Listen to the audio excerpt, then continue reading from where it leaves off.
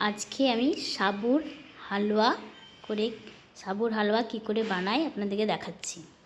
এই দেখুন সাবু, এটা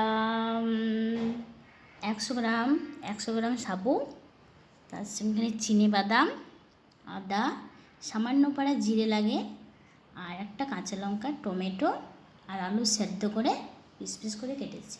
এতে কারি পাতা লাগে, কিন্তু আজ আমার কারি পাতাটা নেই, তার জন্য আপনাদেরকে দেখাতে পারছি না। আর তার সাথে লাগবে একটু ঘি একটু লাগবে। সেই ঘিটা এখন আমি নেব না, আমি যখন বানাতে শুরু করব তখন আপনাদেরকে ঘিটা দেখাবো। কড়াইয়ে ঘি দিয়ে দিলাম। এই ঘিয়ের মধ্যে চিনি বাদামটা ভেজে নেব। এখানে চিনি বাদামটা ভাজার পর আমি ঘি একটু কম দিয়েছি। এদিকে বাড়িতে আমার মেয়ে ভালোবাসে ঘি, আমার শাশুড়ি মা খুব একটা ভালোবাসে না।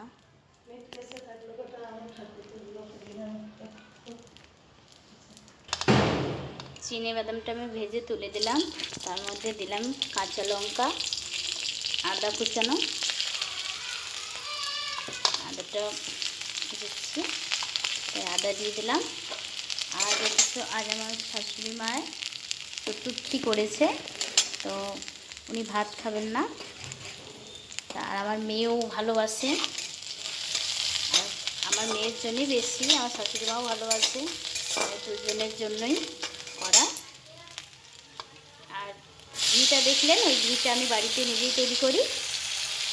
টমেটো দিয়ে দিলাম, একটু হলুদ যাবে না, এটা একটা হলুদ দিয়ে যাবে না, দিলেও যাবে, কিন্তু আর হচ্ছে যেমন শাশুড়ি মা একটু সিন্ধা লবণ, সিন্ধুক লবণ হয় না, সেই লবণটা ছোট্ট চামচাতে 2 চামচা দিলাম।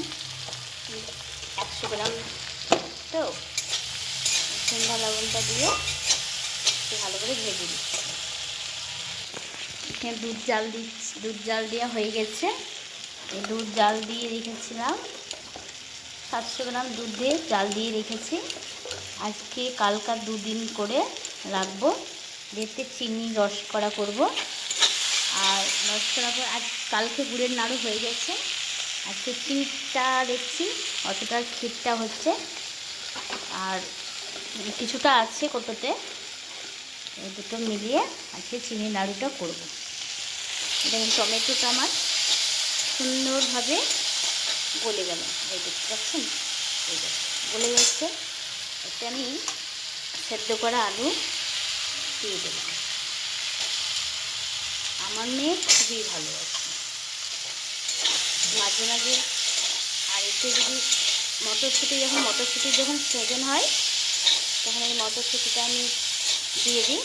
মটরশুঁটি দিলে তো খেতে ভালো লাগে, বাচ্চারা তো কালারফুল জিনিস বেশি পছন্দ করে, তাই আমি যে কিছু জিনিস ক্যাপসিকাম বা এই বেশিরভাগ আমি কালারফুল জিনিস দিতে ভালোবাসি। আলুটাও সেই ভাজা হয়ে যাওয়ার পর কড়াইটাকে কড়াইটাকে আপনারা ভালো করে গরম করবেন। এরপর আমি দিয়ে দিচ্ছি সাবুটাকে ভিজিয়ে রেখেছিলাম। সাবুটাকে সুন্দর করে ভিজে গেছিল, সকালে ভিজতে দিয়েছিলাম, খুব ভালো করে ভিজে গেছে নরম হয়ে। আর দেখুন, এটা বেশিক্ষণ নয়, 5 থেকে 10 মিনিট মতন ভাজবো। অলরেডি তো সব ভাজা হয়ে গেছে, তাই 5 থেকে 10 মিনিট ভাজলে হয়ে যাবে, কমপ্লিট। সাবুর হালুয়া কমপ্লিট। একটা আমি বন্ধ করে দিলাম, দিয়ে চিনি বাদামটা উপর থেকে দিয়ে দিলাম। চিনি বাদাম দিলে মানে যে জিনিসটা দেখুন খেতে ইচ্ছে হবে না, তাও খেতে ইচ্ছে হবে, কেন কি চিনি বাদাম যখন মুখে পড়বে তাহলে একটা কি সুন্দর লাগে বলুন তো। তাই আমার এই দেখুন সাবুর হালুয়া একদম ঝরঝরে হয়ে যাবে, আর একটু করে দেখবেন এটা আরও ঝরঝরে হয়ে যাবে।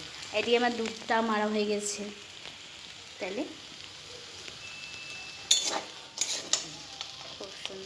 এসছে এমনি রেসিপি দেখার জন্য।